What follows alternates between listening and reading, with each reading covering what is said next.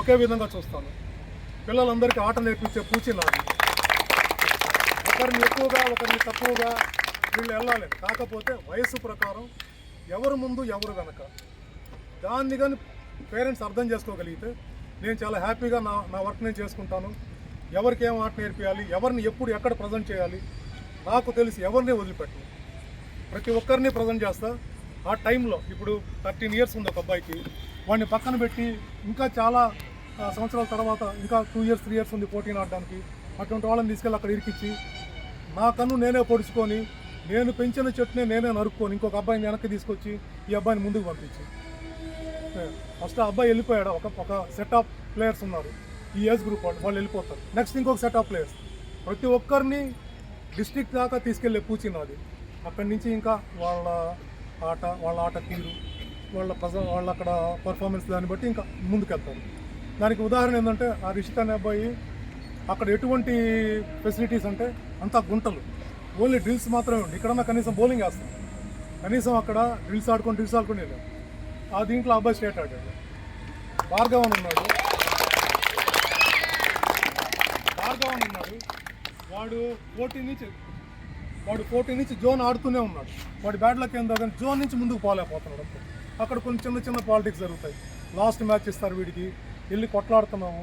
ఈ సంవత్సరం 99.9% వాడు స్టేట్కి వెళ్ళే ఛాన్స్ ఉన్నాయి. అండర్ 19 ఇలాగా ఈ సంవత్సరం డిస్ట్రిక్ట్ ఆడిన చాలామంది ఉన్నారు. డిస్ట్రిక్ట్లోకి వెళ్ళారు. సూర్య కానీ, యశ్వంత్, అభి, లక్కీ, పార్థివ్, ఇట్లా 8 మంది 10 మంది వెళ్ళారు డిస్ట్రిక్ట్ ప్రాబుల్స్లో ఆడడానికి. నాకు తెలిసి నెల్లూరు జిల్లాలో 10 మంది ప్రాబుల్స్ ఆడింది ఫస్ట్ టైం కావాలి నుంచి ప్రాబుల్స్. అలాగా నాకు తెలిసినంత వరకు నేను ప్రతి ఒక్కరిని అకామిడేట్ చేస్తాను. ప్రతి ఒక్కరికి వాళ్ళ ఏ టైంలో వాళ్ళని ఎక్కడ ప్రజెంట్ చేయాలో నేను చేస్తాను. కాబట్టి ఆ అపోహలు మా వాడిని ముందుకు తీసుకెళ్ళాడు, మా వాడిని వెనక్కి తీసుకెళ్ళారు, ఈ అపోహలన్నీ పక్కన పెట్టేసి ఒక నమ్మకం నా మీద పెట్టండి. నేను ఖచ్చితంగా అందరికీ ఆట అయితే ఖచ్చితంగా నేర్పిస్తాను. అదే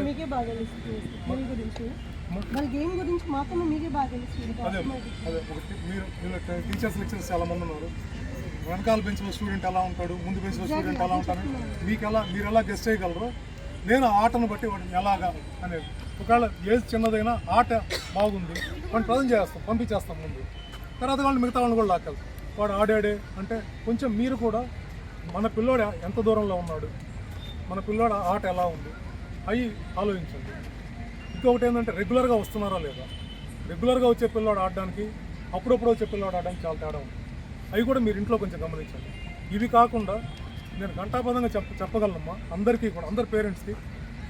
నేను డైట్ గురించి, రెస్ట్ గురించి పిల్లల దగ్గర మాట్లాడే మాటలు ఆంధ్రప్రదేశ్లో ఏ కోచ్ మాట్లాడు, నాకు తెలిసి కూడా ఎవరు మాట్లాడు. పిల్లల్ని పిచ్చి తిన్నావా, సెల్ వాడబాకు, వాటి పర్సనల్ కేర్ కూడా తీసుకోవడం అంటే నాకు ఇంట్రెస్ట్. పిల్లలు నాకేంటంటే క్రికెట్ ఒకటే కాకుండా రేపు ఇన్ ఫ్యూచర్ పెద్ద అయిన తర్వాత నేను ఈ డిసిప్లిన్లో ఉన్నాను, నేను ఈ పంక్చువాలిటీలో ఉన్నాను, ఈ ఫిట్నెస్తో ఉన్నాను అంటే వాళ్ళకి ఈ గ్రౌండ్ గుర్తు రావాలి. ఈ గ్రౌండ్లో ఈ అకాడమీలో నేను మెంబర్గా ఉన్నాను కాబట్టి ఈరోజు నేను ఇంత ఫిట్గా ఉన్నాను. ఆ రోజు నేను ఇవన్నీ నేర్చుకున్నాను, ఈ డిసిప్లిన్ నేర్చుకున్నాను, ఇదంతా నేను ఆ అకాడమీ వల్ల నాకు వచ్చింది అనే ఆలోచన ఆ పిల్లవాడికి రావాలి పెద్దకి. నా కోరిక కూడా అదే. అందుకనే కోచింగ్ ఒకటే కాకుండా నేను వాళ్ళ పర్సనల్గా కూడా ఇన్వాల్వ్ అవుతాను. వాళ్ళ డైట్ గురించి కానివ్వండి, వాళ్ళ రెస్ట్ గురించి కానివ్వండి, స్కూలింగ్ గురించి కానివ్వండి, స్కూల్లో వాళ్ళకి వచ్చే మార్క్స్ కానీ ఏదైనా. సో ఇదంతా నేను చేస్తున్నాను కాబట్టి మీరు కొంచెం కోఆపరేట్ చేశారంటే దీన్ని ఒక స్థాయికి అయితే తీసుకెళ్తాం. ఖచ్చితంగా ఆ స్థాయికి తీసుకెళ్ళడానికి మీరు కొంచెం సహకరిస్తే.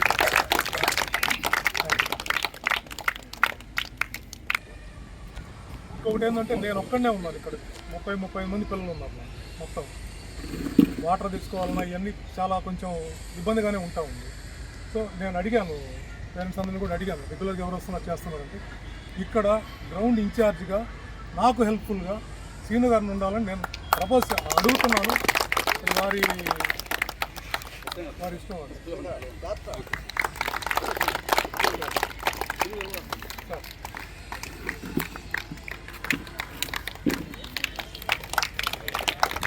నేను ఎప్పుడైనా ఊరికి వెళ్ళినా చేసినా నేను చెప్పిందే ఆయన ఆర్డర్ చేస్తాను అంతే. ఒకళ్ళకి ఏదైనా నాకు ఇక్కడ కావాలి, హెల్ప్ఫుల్గా ఉండాలి, ఈ మొత్తం కూడా ఆయనే చూసుకుంటారు. పిల్లలు ఎవరిని వచ్చారు చేరాలి, మన ప్రొసీజర్ ఏంది, ఎలాగా ఏంది, కొత్త పిల్లలకి ఏం చెప్పాలి అవి మొత్తం ఆయన చూసుకుంటారు సార్. అందుకే మొత్తం ఇంకేదన్నా ఉంటే మాట్లాడాల్సి. ఇంకొక పాయింట్ కూడా ఉంది సార్. అంటే ఈ మధ్య వచ్చిన అపోహల వల్ల నేను ఇవన్నీ మీకు ఎక్స్ప్లెయిన్ చేయాల్సి వస్తుంది. మ్యాచ్లకి వెళ్తాం మామూలుగా ఎలా తీసుకెళ్తానంటే మ్యాచ్లకి పేరెంట్స్ ప్లేయర్స్ అందరూ వెళ్తారు. అందరూ వెళ్ళి పేరెంట్స్ కూడా ప్లేయర్స్ దగ్గర వసూలు చేస్తున్న దాంట్లో పేరెంట్స్ కూడా అందరూ కలిసి అక్కడే ఉంటారు. ఖర్చు అంతా ఈక్వల్గా డివైడ్ చేస్తారు. ఇక మీదటి నుంచి అలా కాకుండా ఎవరైనా ఇద్దరే వెళ్తారు. నేను వెళ్తే నాతో ఒక పేరెంటే వస్తారు. నేను లేని పక్షంలో, నేను పోలేని పక్షంలో ఇద్దరు పేరెంట్స్ వెళ్తారు. అది కూడా నాకు నమ్మకం ఉండి నేను ఎవరినైతే చెప్తానో వాళ్ళే వెళ్తారు సార్. ఎందుకంటే వాళ్ళు నా తర్వాత వాళ్ళంత బాగా పేరెంట్స్ని చూసుకోగలరు. వాళ్ళు ప్యానల్లో ఉండనివ్వండి, బయట ఉండనివ్వండి, ఎవరన్నా కానివ్వండి. నేను తీసుకెళ్తే పిల్లలకి ఇబ్బంది లేకుండా, పేరెంట్స్ లేరు అనే బాధ లేకుండా వాళ్ళని చూసుకునే అంత ఆలోచన ఉన్నవాళ్ళు కొద్దిమంది పేరెంట్స్ ఉన్నారు. సో నేను వాళ్ళకే చెప్తాను, వాళ్ళు తీసుకెళ్ళి ఈసారి నుంచి కూడా ఇద్దరే వెళ్తారు. పిల్లలందరితో ఇద్దరే వెళ్తారు. నేను ఇంకొక పేరెంట్ లేదా ఇద్దరు పేరెంట్స్ అంతే. అది కూడా కొంచెం అర్థం చేస్తాను. ఇంకేమన్నా ఉంటే రాంబాబు గారు ఏదన్నా. పిల్లల యొక్క తల్లిదండ్రులకు నమస్కారాలు.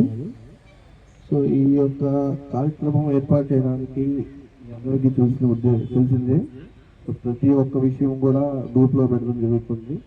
సో ఎందుకు ఈరోజు ఈ కార్యక్రమం పెట్టుకుంటున్నాము, సో దాని యొక్క ఈ అసోసియేషన్ యొక్క విధానాలు ఏంటి, సో మన గ్రౌండ్ ఎంతవరకు డెవలప్మెంట్ అయింది ఏంటి అనే విషయాలన్నీ కూడా తెలియజేయడం కోసం ఇప్పటి వరకు ఏం జరిగింది అనేది మా కోచ్ గారు రాజశేఖర్ సార్ వివరించారు.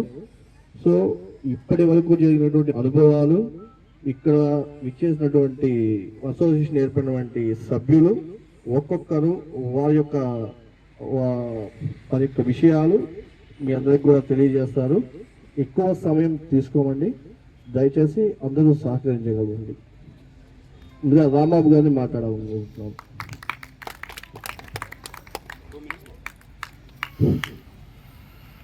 వేదికను అలంకరించిన అందరికి కూడా నా నమస్కారాలు, పేరెంట్స్ కూడా నా నమస్కారాలు, పిల్లలకి నా ఆశీస్సులు. మామూలుగా ఇక్కడ ఆటతో పాటుగా క్రమశిక్షణ, అదేవిధంగా ఎటువంటి ఆహారం తీసుకోవాలి అనే విషయాలు నిజంగా సార్ చెప్పడం కాదు, కానీ నేను కూడా గంటాపథంగా చెప్తున్నాను. ఎక్కడ కూడా చెప్పరు. ఈ రోజుల్లో పిల్లలు దారి తప్పి విలువలు లేకుండా ఏదో చదువుతున్నారనే కానీ పిల్లల్ని ఒక రకంగా విలువలు లేకుండా పెంచుతున్నాం. అటువంటి రోజుల్లో ఇటువంటి కోచ్ దొరకటం నిజంగా ఆ పిల్లల అదృష్టం ఖచ్చితంగా. ఎందుకంటే మనం ఇక్కడికి రాకముందు మన పిల్లలు కనీసం 1 గంట నుంచి 4 గంటలు ఫోన్ చూసేవాళ్ళు. ఈరోజు 5-10 నిమిషాల కంటే ఎక్కువ చూడట్లేదు. ఎందుకంటే మామూలుగా కొంతమంది పిల్లలు ఎన్నప్పుడు కూడా నేను గమనిస్తూ ఉంటాను, పేరెంట్స్ వచ్చి సార్తో కంప్లైంట్ ఇస్తూ ఉంటారు, మా వాడు ఫోన్ చూస్తున్నారు సార్. సార్ ఒక్క మాట చెప్పగానే పిల్లలు ఆటోమేటిక్గా సర్దుకుపోతారు. నిజంగా నేను కూడా టీచర్ అండి, నేను కూడా స్కూల్లో చూస్తుంటాం. గట్టిగా చెప్పలేని పరిస్థితి, 2 దెబ్బలు కొట్టలేని పరిస్థితి.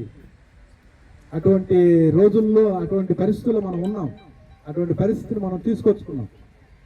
అటువంటి రోజుల్లో ఇటువంటి వాతావరణం కల్పించడం అనేది నిజంగా అదృష్టకరం. ఖచ్చితంగా మన పిల్లలు ఐపీఎల్ ఆడినా ఆడకపోయినా ఖచ్చితంగా ఒక మంచి పౌరుడిగా మాత్రం తయారవుతాడని నాకు గట్టి నమ్మకం ఉంది. అలాగే పిల్లలకి కావాల్సింది ఏదైనా కూడా ఓపిక, సహనంతో కష్టపడితే అటువంటి వాళ్ళకి ఇటువంటి కోచ్ దొరికితే ఖచ్చితంగా వాళ్ళు ఏదైనా సాధించగలరు అనేది నా నమ్మకం. కష్టపడకుండా, ఆట పట్ల ఇంట్రెస్ట్ లేకుండా, రెగ్యులారిటీ లేకుండా కోచ్ ఏదో అద్భుతంగా ఐపీఎల్ ఆడిస్తారంటే అది ఒట్టి భ్రమ. పేరెంట్స్కి సార్ ఇంత ప్రాధాన్యం ఎందుకు ఇస్తున్నారో మనకు ఆల్రెడీ చెప్పారు. ఎందుకంటే ఆ పిల్లవాడిని ఇంటికి తీసుకురావటం అయితేనేమి, సార్ చెప్పినట్లుగా మనం హోంవర్క్ చేయించాలన్నా, మంచి పౌష్టికాహారం అందించాలన్నా పేరెంట్స్ ఇంపార్టెంట్. ఆ విషయం గుర్తించినందుకు మా పేరెంట్స్ అందరి తరపున కోచ్ గారికి ప్రత్యేకంగా ధన్యవాదాలు తెలియజేస్తున్నాం సార్.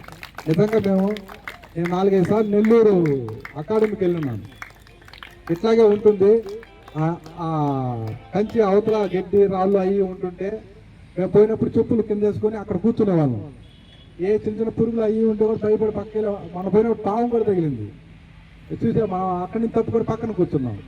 వాటర్ ఉండదు, వాటర్ తాగడానికి దూరంకి వెళ్ళాలి, టౌన్లోకి వెళ్ళాలి, వాటర్ కూడా వాళ్ళు.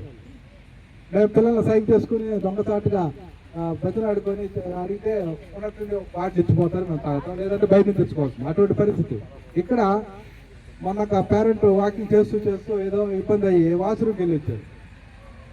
నిజంగా అది ఆ వాష్రూమ్ అనేది మనం కట్టుకున్నామంటే అది ఎంత ఉపయోగకరం అందరికీ తెలుసు. ఇబ్బంది పడే లేడీస్ కానీ సార్ కూడా ముందు పిల్లలు లేడీస్కి ప్రాధాన్యం ఇవ్వాలన్న ఉద్దేశంతో ఆ వాష్రూమ్ని ఈ రూమ్ కూడా పక్కన పెట్టి దాన్ని ముందుకు తీసుకొచ్చి కంప్లీట్ చేయడం జరిగింది. కాబట్టి ఇక్కడ ఏదైనా కూడా ఆర్థిక వ్యవహారాలు కావచ్చు, ఏ సమస్య అయినా కూడా సార్ చెప్పినట్టుగా ఏది ఉన్నా కూడా మీరు మా ప్యానల్కి చెప్పండి. చిన్న సమస్య అయితే అక్కడ పరిష్కరిస్తాం, లేదంటే 5 మంది కూర్చుంటాం, మిమ్మల్ని కూడా కూర్చోబెట్టుకుంటాం, చర్చించుకుంటాం, ఖచ్చితంగా మనం పరిష్కారం అయితే తీసుకొచ్చుకుంటాం. తర్వాత ఈ అమౌంట్ విషయంలో మనం ఇక్కడికి రానప్పుడు అమౌంట్ కలెక్ట్ చేసుకోవాలి. రెడ్ ఫీల్డ్స్లో ఉన్నప్పుడు కూడా ఏం చేసామంటే బాల్స్ వరకు అమౌంట్ కలెక్ట్ చేసాము. మట్టి అవసరమైంది, మట్టి వేసేసాం. పిచ్ అవసరమైంది, అప్పుడు ఆయన భార్గవాల్ ఫాదర్ కృష్ణారెడ్డి గారు పిచ్ వేయించారు. అంతా 1.5 లక్షలు 2 లక్షలు అయ్యిందంట. నేను కొత్తగా పోయినప్పుడు చెప్పాను. ఇలా ప్రతి అవసరాలు కూడా ఏ ఒక్కరో ఇద్దరు ఉండి సార్కి తోడ్పడితేనే సారు గట్టిగా ఆట నేర్పించగలరు. అటువంటి ఆట ఇది. అన్ని వస్తువులు కావాల్సిన పరిస్థితి. ఆ తర్వాత ఇక్కడికి వచ్చిన తర్వాత ఫస్ట్ 300 అనుకున్నాం, 400 అనుకున్నాం, ఖర్చులు పెరుగుతూ ఉన్నాయి. ఇప్పుడు మనం ఒక మంత్ ఈ నెల లెక్క చూసినట్లయితే నేను ఈరోజు ఇందాక పెట్టున్నాను. ఈ నెల లెక్క ఖర్చు ఎంత అయిందంటే 55,000 అయిందండి. 55,000 అయింది. దాంట్లో భాగంగా మనకి ఇసుక ఈరోజు రెడ్ సాయిల్కి 30,000, 10,000 చిప్స్కి. అలాగే ఇంకా మనం మంచి సాంప్రదాయం, పేరెంట్స్ అభిప్రాయం మేరకు ఒక మంచి సాంప్రదాయం కూడా నడుపుతున్నాం. ఎవరైనా బర్త్డే కానీ ఫంక్షన్లు కానీ జరుపుకుంటే ఒట్టి చేతులతో పోవడం అగౌరవంగా ఉంటుందన్న ఉద్దేశంతో మనం ఒక కేసీఆర్ తరఫు నుంచి ఒక బహుమతిని ఇస్తున్నాం. వాళ్ళు ఎంకరేజ్ చేస్తున్నాం. ఆ ఖర్చులు ప్రతిసారి అందరినీ 50-100 కలెక్ట్ చేయడం అసహ్యంగా ఉంది. మొదట అలాగే చేసామండి, కానీ అది అసహ్యంగా ఉంది. అందుకని మన పని నుంచే దాన్ని ఖర్చు పెట్టుకొని ఇలా సిస్టమేటిక్గా ఒక మంచి సంస్కృతిని, ఒక మంచి సమాజానికి అవసరమైన పౌరసత్వాన్ని మనం తయారు చేసుకుంటూ ఉన్నాం. 2-3 ఉన్నప్పుడు సమస్య రాదు. 30 మంది 40 మంది ఉన్నప్పుడు ఎవరో ఒకరికి ఏదో చిన్న సమస్యలు వస్తుంటాయి. మనం దాన్ని చర్చించుకున్నాం, పరిష్కరించుకున్నాం. మంచి పావుల్లో క్రికెట్ నెట్స్ అంటే స్టేట్ వైడ్గా పేరు రావాలనేది మా కోరిక కూడా. స్టేట్ వైడ్గా ఘనంగా చెప్పుకోవాలి. ఇందాక కడప నుంచి వచ్చారు 2 ఆఫీసర్లు వచ్చారు. వాళ్ళు నిజంగా అక్కడికి వెళ్ళి మేము పలకరించాం. బాగున్నారు సార్ అని అడిగారు. అంతకుముందు కూడా వచ్చేప్పుడు మేము పలకరించాం. ఆయన గుర్తుపెట్టుకునేలా బాగున్నారు సార్ అన్నారు. వాస్తవానికి పేరెంట్స్ని అసలు పట్టించుకోరు ఈ ఆటలో. అంటే సార్ చెప్పిన విధం అయితేనేమి, ఇక్కడ రిజల్ట్ కూడా అబ్బాయి ఇంత అద్భుతంగా తయారు చేస్తున్నారు, పిచ్చి ఇవన్నీ చూసుకొని చాలా సంబరపడ్డారు. నెల్లూరుకి మీకు ఏం తేడా ఉంది, గట్టి తప్ప అన్నారు. మాతో చాలా ఫ్రెండ్లీగా మాట్లాడారు. ఒక ఆయన వచ్చేసి ఆయన సెలెక్టర్ అంట. సార్ పేరు ఎంత సార్? సెలెక్టర్ విజయ్ కుమార్ గారు ఐపీఎల్ ఆడున్నారు. ఆయన ఇందాక వచ్చిన ఆయన విజయ్ కుమార్ ఐపీఎల్ ఆడున్నాడు. అండర్ 14కి 16కి 19కి మెయిన్ సెలెక్టర్ అవుతున్నారు. అలాగే ఇంకోసారి పేరు సార్ కాజా సార్, ఆయన హెడ్ నెట్స్కి ఇన్ఛార్జ్. అటువంటి వాళ్ళే మాతో ఫ్రెండ్లీగా మాట్లాడి మంచి సజెషన్స్ ఇచ్చేయారంటే నిజంగా మాకు చాలా సంతోషం కలిగింది ఇందాక. అది ఇవన్నీ కూడా మనం మంచిగా ఉంటే ఖచ్చితంగా మన స్థాయి అందరూ చూస్తారు, మనకి గుర్తింపు వస్తుంది, మన పిల్లలు కూడా మంచిగా ఆడగలుగుతారు. తర్వాత గేమ్స్లో మనం చూసినట్లయితే మన రీసెంట్గా ఒంగోలు గేమ్ జరిగితే మన పిల్లల వయసు వాళ్ళు వచ్చి ఆడితే వాళ్ళు అట్రప్లాప్గా ఓడిపోయారు. ఫస్ట్ మ్యాచ్ మీరు చూసే ఉంటారు, 90కి అంత ఆల్ అవుట్. మన వాళ్ళు ఓపెనర్స్ కొట్టేశారు. అప్పుడు మేము పెద్ద పిల్లల్ని అడిగాం. అండర్ 16 వాళ్ళు 5-6 మంది వచ్చి ఆడారు. వాళ్ళతో పోటాపోటీగా అటు ఇటుగా 2-3 రకాలతో మన వాళ్ళు పోటీ పడ్డారు. అంటే ఇక్కడ మన పిల్లలు ఒక రకంగా చెప్పాలంటే నాటుకోడిలాగా తయారైపోయారు మన పిల్లలు. మిగిలిన పిల్లల్ని చూస్తుంటే వాళ్ళంతా బాయిలర్ కోడిలాగా శుచిమెత్తగా మంచి పౌష్టికాహారం లేక ఒక ఫిట్నెస్ లేకుండా ఉన్నారు.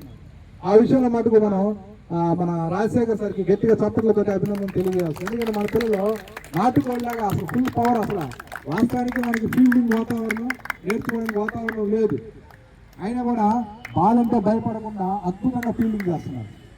ఇవన్నీ కూడా చెప్పుకుంటూ పోతే నాకు 2 నిమిషాలు టైం ఇచ్చారు, చెప్పుకుంటూ పోతే ఖచ్చితంగా టైం అవుతుంది.